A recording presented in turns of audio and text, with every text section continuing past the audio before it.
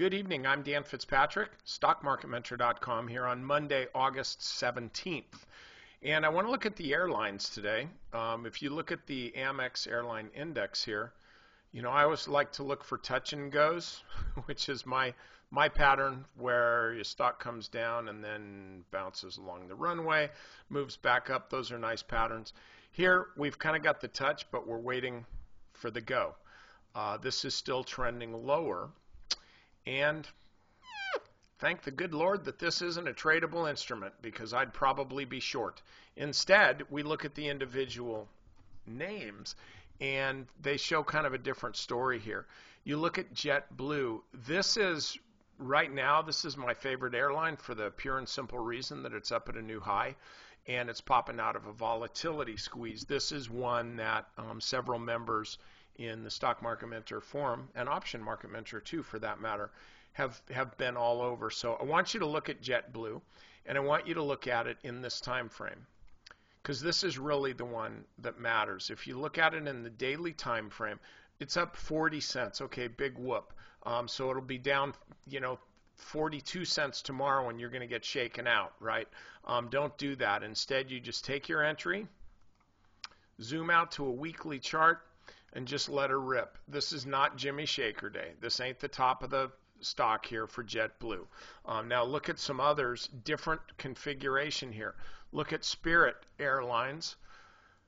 This is a time frame that kind of doesn't work for me. I would instead want to look at this one, see this as a base building, and frankly, this needs to be moving sideways long enough for the stock to consistently be trading above the 50-day moving average. So this is one that I think you got to wait on. Maybe we'll get a little bit of a lift, but remember that airlines index is still drifting lower, looking like maybe it's wanting to put in a base, but here this is actually more of a stock-specific deal than a sector-specific thing. So you look at JetBlue, that works.